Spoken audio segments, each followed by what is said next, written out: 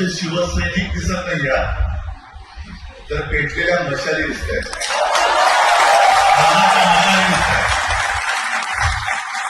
आणि मी एका पद्धतीने गद्दार आणि गद्दारांच्या बापाला धन्यवाद देतो की तुम्ही या मशाली पुन्हा पेटवल्या. याच्यात होत्या त्या आणखीन गरजेच्या केल्या.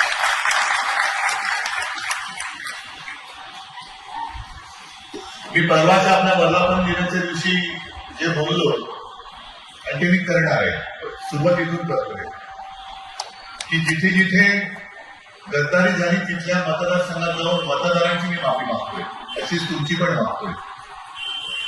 कारण तुम्ही माझा आदेश मानून जो उमेदवार दिला त्या उमेदवाराकडे न पाहता शिवसेना या 4 अक्षराकडे पाहून आणि मशालीवरती लढणारा उमेदवार म्हणून अक्षरशः रक्ताचं पाणी केलं आणि निवडून केलं. साहजिकच आहे उमेदवारी मी दिली होती त्याच्यामुळे ही चूक माझी आहे आणि त्या चुकीबद्दल मी तुमची माफी मागतो. हे अनुभव गेल्या 60 वर्षाचे. आतापर्यंत अनेकदा शिवसेना फोडण्याचा प्रयत्न झाला. तोडली शिवसेना कशी कमजोर होईल याचा प्रयत्न केला. आणि जे अनुभव आले ते अनुभव तुम्हाला सगळ्यांना माहिती. कारण तुम्ही या सगळ्या वाटचालीतले साक्षीदार नव्हे करते करविते कट्टर शिवसैनिकाला कारण अनेक दिली जात आहेत. पण काँग्रेसमध्ये विलीन होणार अशी भीती वाटली. आता म्हणून मी सांगितलं ते परत सांगतो की काँग्रेस आणि भाजपा या भाजपाला ही सुद्धा चूक आपलीच. गल्लीतल्या कुत्र विचारत नव्हतं त्याचं बोट धरून आपण मोठं केलं. याचं कोण विचारत होते. म्हणजे सुरुवातीला तर यांचं डिपॉझिट जप्त पार्टी मॉडेल म्हटलं जायचं. अख्ख्या देशात 2 खासदार होते फक्त. काय भाजपा भाजप म्हणजे तसेच लोक आहेत. स्वतःच काहीच नाहीये. दुसऱ्यांची पोरं ही चोरून मोठी झालेली पार्टी आहे. आणि 2 खासदार असलेला हा पक्ष आज काय मोठ्या मीडियाचे फिरवतो. पण काँग्रेस बरोबर 30 वर्ष म्हणजे आपल्या सगळ्यांची राजकीय कारकीर्द ही काँग्रेस बरोबरच्या राजकीय वायद्यात गेली. बरोबर ना. पण तरी कधीही काँग्रेसनी शिवसेना चोरण्याचा प्रयत्न केला नाही. शिवसेना संपवण्याचा प्रयत्न केला नाही जे भाजपनी केलेला आहे. जो प्रयत्न भाजपनी केला हे भाजपचं पाप आहे. अगदी आणीबाणीच्या काळात सुद्धा तेव्हाचे जे रजनी पटेल होते त्यांनी शिफारस केली होती शिवसेनेवरती बंदी घाला म्हणून. आणि तेव्हा ते जे तिथे कोण उपस्थित होते त्यांनी शिवसेना काय सांगितलं होतं की तो कागद जेव्हा पंतप्रधान इंदिरा गांधींकडे आला त्यांनी बघितलं ह्याच्यावरती बंदी त्याच्यावरती बंदी शिवसेनेचं नाव आलं. त्यांनी शिवसेना का नाही शिवसेनेवरती बंदी नाही झाली आणि त्यांनी ते नाव फोडून टाकलं. लढा काँग्रेसही झाला. लढे अनेक झाले आणि ज्यांना लढायचं आहे त्यांनी समोर मैदानातून लढा. आज जो एक तुम्ही प्रचार करत होता की 19 साली मोदींच्या चेहऱ्यावरती तुमचे निवडून आले. 24 साली मोदींचा चेहरा नव्हता तो समोर होता. आणि मी म्हणून की मोदींच्या चेहऱ्यावरती निवडून आले असतील तर कसे तर हे नको मोदी नको म्हणून हे पाहिजे त्यासाठी लोकांनी केलेलं मतदान होतं. मी असं नाही म्हणत माझा चेहरा होता. अजिबात नाही. तुमची मेहनत आणि बाळासाहेबांचे आशीर्वाद त्यांचा चेहरा. काल एक उपटकुंभ उपरा येऊन गेला कुठेतरी कोल्हापूरमध्ये. अरे तुम्ही काय भरपूर पटकन कळते तुम्हाला. आणि त्यांनी काय नवीन शोध लावला की आज म्हणे शिवसेना एकच आहे. शिवसेना एकच आहे ती माझी आमची बाळासाहेबांची आहे. विशेष त्या उपऱ्याला हे कळलं नाही की त्याच्या पक्षाचे अध्यक्ष कोणी सोम्या गोम्या कापसे होऊ शकतो. आज तुला नाव कोण आहे माहिती नाही कोणाला. आणि कोठेही उचललं त्यांनी कोणी एखादं घाट त्या खुर्चीवरती बसतात जरा भाजपापेक्षा. पण शिवसेना प्रमुख एकच होऊन गेले. पुन्हा दुसऱ्या शिवसेना प्रमुख मिळत नाही. तुझा कोणतरी कुठला तरी पडलेला माणूस उचलून आणून तू तिकडे बसला, तू जसं तू बसला होतास अध्यक्षपदी तसं आज कोणतरी ध्यान बसवलंय. भाजपाला कोणी अध्यक्ष चालतो, पण शिवसेना प्रमुख हे एकमेव दुसरा शिवसेना प्रमुख होणे नाही, लोक स्वीकारणार नाही. आणि महत्वाचा मुद्दा तो उपरा विसरला की मराठी माणसाच्या न्याय हक्कासाठी ज्या शिवसेनेची स्थापना झाली ती भूमिपुत्रांच्या लढ्यासाठी झाली. उपरे आमच्यावरती आक्रमण करतायत, आमची संधी हिरावून घेत आहेत, आमची संधी आमचा न्याय हक्क आम्हाला मिळाला पाहिजे म्हणून शिवसेनेची स्थापना झाली. त्या शिवसेनेचा प्रमुख कोण हा उपरा ठरू शकत नाही. तू उपरा आहेस, तू उपचुंब आहेस, त्याच्यामुळे तू तुझ्या अवकाशात राहा. आज ही खुर्ची तुझ्या बुडात झाली आहे म्हणून लोक तुला घाबरतात, पण मैदानात आल्यानंतर मला कोणाच्याही कशा सुरक्षेची गरज नाही. हे जसं शिवसेना प्रमुख म्हणतात तसं शिवसेना प्रमुखांनी मी घरचे जेव्हा फिरू शकतो, कडे उपरे येऊ शकत नाही, फिरू शकत नाही, आणि त्यांनी त्यांचं घर सांभाळावं. जर त्यांना पंतप्रधान पदाची स्वप्न बघत पडत असतील आणि म्हणून ते दुसऱ्याचे खासदार फोडून स्वतःच्या खुंट्या बळकट करत असतील तर तुमच्या खुंट्याला पहिली मोडायचं बघा, पहिली मोडायचं बघा. खुंट्या बळकट करा, नुसता खुंट्या लावलाय, बाकी खाली काय, खाली वरती काय नाही. आणि हा संतापजनक जो काही प्रकार चाललेला कशासाठी करतायत, भाजपला मी विचारतो कशासाठी खोडताय, इंडियाला विचारतो काय तुम्ही दाढी वाढते केली का दाढीचे केस तुझे खरे आहेत का भाड्याने घेतलेले नाटकवाल्या करून की जरा जायचं मला दाढी लावून पाहिजे सांगतात. आणि एकदा काय सगळं दुसऱ्याचं घ्यायचं म्हटलं तर हा दाढी सुद्धा भाडीची लावत असेल, काय सांगावं. स्वतःमध्ये कर्तृत्व नसलं की अशी पाहिजे. आणि आज इथे सुद्धा मी ज्यांनी शिवसेनेची गद्दारी केलेली इथल्या शाखा प्रमुखांना गेल्या आठवड्यात बोलवलं होतं, सोमवारी बोलवलं होतं गेलं हो नाही, कोण शाखा प्रमुख असतील विभाग प्रमुखांना बोलवलं आणि मी त्यांना सांगितलं होतं त्यांचे तक्रारी होत्याच की वेळेवरती येत नाही, बोलवलं तर वेळ देत नाही, कधी भेटत नाही, काय नाही. म्हणजे आज माझ्यावरती जे तक्रारी करतायत ह्या सगळ्या तुमच्या होत्या की नव्हत्या तुम्ही जाहीर सांगा.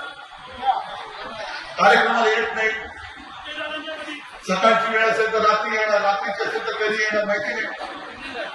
तरी सुद्धा मी यांना सांगितलं की तुम्ही एक अवाक्षर काढायचं नाही, त्याचा अपमान होईल असं करायचं नाही. कार्यक्रमाला प्रत्येक कार्यक्रमाला बोलवत नाही म्हटलं जाऊन बोलवा, त्या बोलवलं तर येत नाही म्हटलं येणं न येणं त्यांच्या हातात आहे, बोलवणं आपलं काम आहे. मोठे फोटो लावा, काही हरकत नाही, सगळं करा. पण एवढं केल्यानंतरही आता आपल्याला जे कळते ते नुसतं निमित्त होतं, त्यांच्या घरच होतं. अरे तुम्हाला हवं तरी काय, किती खा किती खायचं. एक तर ही जागा ज्यावेळेला आपली भारतीय जनता पक्षावर युती होती तेव्हा ही जागा भाजपच्या वाट्याला जायची आणि तेव्हा तुम्ही सगळे मला सांगायचे, भारत साहेबांना सांगायचे की साहेब हे आपल्यामुळे निवडून येत आहेत, यांची शक्ती नाहीये, पण करणार काय, युती करून बसलेलो. इथून एक जे काय द्यायचे त्या पार्सल आपण दिल्लीला पाठवली. पण जेव्हा त्यांनी युती तोडली आणि महाविकास आघाडी झाली आणि आपण जरा आपल्याकडे मागून घेतली, काँग्रेस मागत होती, आपण आपल्याकडे घेतली आणि म्हणजे एवढ्या वर्षांची या शिवसैनिकांची भावना आहे, या शिवसैनिकांच्या भावनेचा आदर कधीतरी आपण करणार केली. जागा घेतली, आता उमेदवार काय ठरवलं आपण, तर ठरवल्यानंतर तुम्ही खरंच कमाल केली. तुम्ही अक्षरशः पूर्ण कशाची पर्वा न करता समोरून पैशाचा धबधबा होता धबधबा, तरी सुद्धा त्या धबधब्याला न जुमानता अनेक शिवसैनिक मला माहितीये की स्वतःच्या खिशातनं पैसे खर्च करून जे काय काय असेल किती असणार पाहिजे शिवसैनिकांची कमाई, तू काय मटकेवाला किंवा कार्यमध्ये करत नाही, पण स्वकष्टाची कमाई त्याच्यात टाकून मेहनत करून नाही शब्द दिलेला आपण पाळला पाहिजे. म्हणून तुम्ही आपल्या खासदार पहिल्या प्रथम इतक्या वर्षाच्या आपल्या इतिहासात पहिल्या प्रथम आपण जागा लढलो आणि ती जागा तुम्ही निवडून आणली. ह्याची जाणीव नको. समजा जागा नसती मिळाली, झाला असता खासदार, जागा घेतली आणि उमेदवारी दिली नसती, झाला असता खासदार. आणि जर खासदार झाला नसता तर हमीभाव मिळाला असता काय?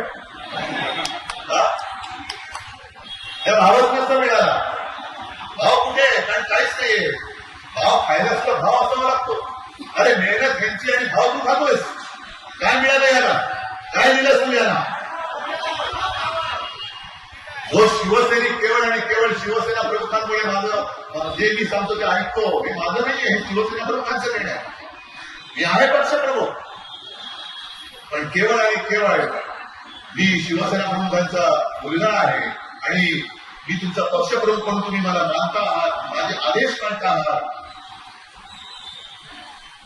त्याचा दुरुपयोग हे गदडे करतायत, हे गद्दार करतायत.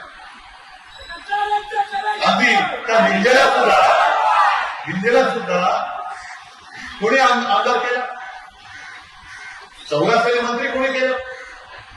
मंत्री झाल्यानंतर जर का आपलं आणि भाजपचं व्यवस्थित जुळलं असतं तर मी आयुष्यात मुख्यमंत्री होण्याचं स्वप्नही नव्हतं. त्या निवडून आलेल्या आमदारांपैकी जे सगळे आमदार म्हणाले असते त्याला मी मुख्यमंत्री करून टाकलं. पण जरा कुठे काही एक अपरिहार्यता अशी आली की माझे परतीचे 2 टाकले गेले, भाजपने पाठीत वार केला, पुढे जाण्याशिवाय पर्याय नाही. जे भाजपने वचन दिलं होतं ते मोडून टाकलं, नको काय दुसरं. आणि त्यामुळे नायगाने मला ती जबाबदारी घ्यावी लागली. पण एक गोष्ट नक्की, त्या 2.5 वर्षात सुद्धा तुमच्या सगळ्यांच्या सहकार्याने करोनासारख्या अत्यंत बिकट काळात आपण राज्य सुरक्षित करू शकतो. आज जिथे आपल्या ग्रामीण भागात मी पुढच्या आठवड्यात जाणार आहे, पण शेतकऱ्याची कर्जमाफी, कर्जमुक्ती ही आपण करून दाखवली. नुसती घोषणा नाही केली, अशा अनेक गोष्टी केल्या. मग काय कमी केलं होतं शिवसेनेने? आणखी काय पाहिजे होतं? काय इकडनं तिकडे गेल्यानंतर उद्या ही जागा भाजपा सोडेल? सोडणार आहे भाजप ही जागा? आज जाहीर करावं भाजपनी की मिंद्या तू घे, ही जागा तुला दिली. आज जाहीर करावं भाजपाने, चला. रमेश तुम्ही जे आव्हान दिलं ना, संजय तू पण आव्हान दिलं की हिंमत असेल तर पुन्हा एकदा निवडणूक लढवून दाखवा. पहिल्या निवडणूक लढवायला भारतीय जनता पक्षाने जाहीर करावं की ह्या गटाला जरी मिंदेकडे गेला तरी आम्ही ह्या मिंदेसाठी ही जागा सोडतो, हे आज भाजपने जाहीर करावं. हे सगळं समोर दिसतंय, अज्ञात ताट आहे सगळ्या यांच्यासारखं प्रेम हे कुठल्या पक्षात मिळणार? भाड्यानी गाडी मिळेल, भाड्यानी गाडी मिळेल, भाड्यानी खुर्ची मिळेल, पण भाड्यानी जीवाला जीव देणारी माणसं नाही मिळू शकत. म्हणून मी आज तुमच्यासमोर आलेलो. मी कुठे खचलेलो नाहीये, खचू शकत नाहीये. किसानपेठ आजपर्यंत अनेक पाहिलेले आहेत आणि जे माझ्या आजोबांनी माझ्या वडिलांनी शिकवलं, माझ्या वडिलांनी मला शिकवलं, संकटाच्या छाताडावरती चालून जा.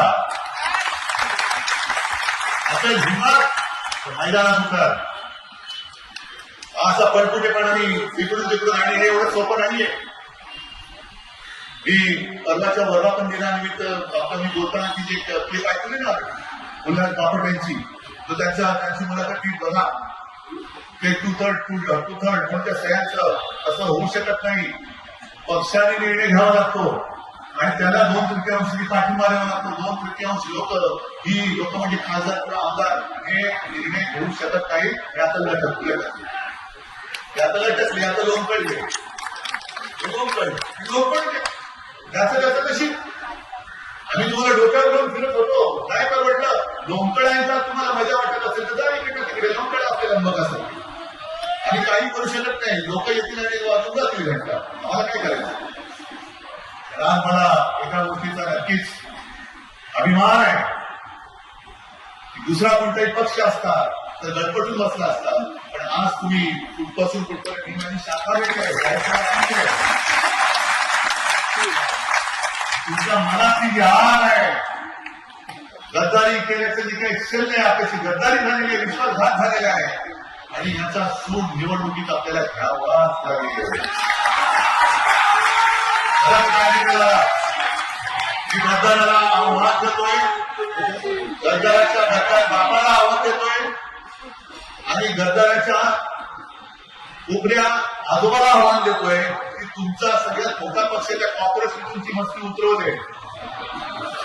साधं कॉक्रोच म्हणजे धुरण ते भाजपपेक्षा जास्त त्यांची सदस्य संख्या झाली ते तुमचा मोठा पक्ष धुरणाची मिशा तुमच्या दाढीपेक्षा लाभ झाले. कारण हा आता उद्रेक वाढत चाललेला आहे, असंतोष वाढत चाललेला आहे.